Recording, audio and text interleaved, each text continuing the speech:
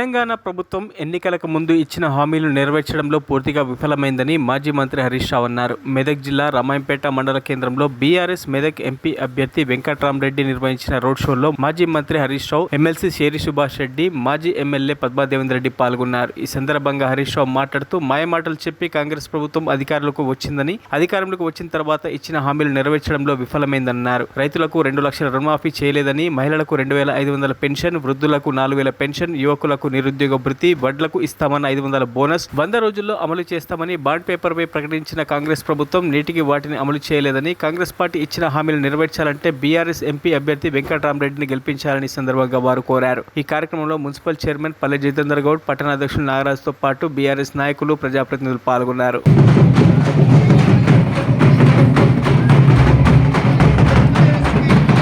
కాంగ్రెస్ కి అయింది చెల్లె, పడనోళ్ళంతా కారు గుర్తుకు కేసీఆర్ కి అయింది. గై వైటెడ్ చేస్తా. ఇవాళ ఏమైంది తెలుసా మీకు? ఎంత ఇంకా లంగలో ఒక్కసారి మీరు చూడు, ఇంకోటి చూపిస్తా.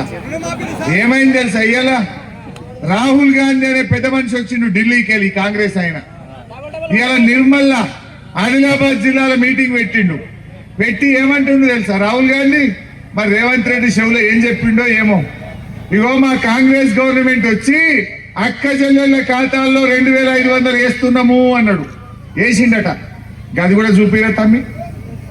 ఈయనేమన్నాడో నిజంగా పడ్డాయా పడలేదా? తెలంగాణ ప్రజలకు మేము గ్యారెంటీలు ఇచ్చాము, అవి పూర్తి చేసి చూపించాము.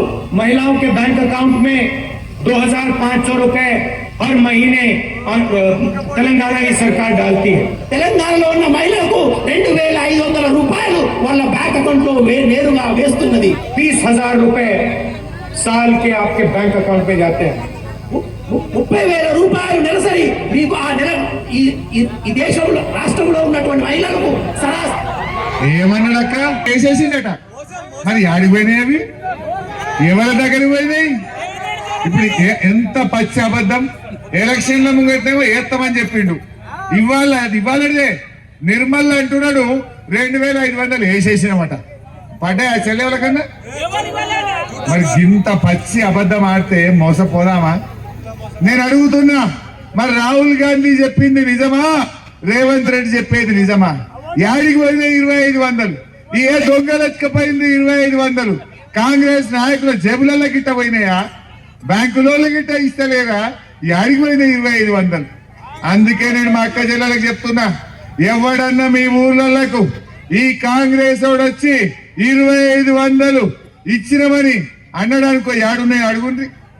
రేపు ఓట్ల కోసం ఎవడన్నా వచ్చి కాంగ్రెస్ పార్టీ కోటేయమంటే మీరు రాహుల్ గాంధీ వేసినామన్నాడు కుక్కల కొడక, యాడున్నాయి పైసలని అడుగుండ్రి.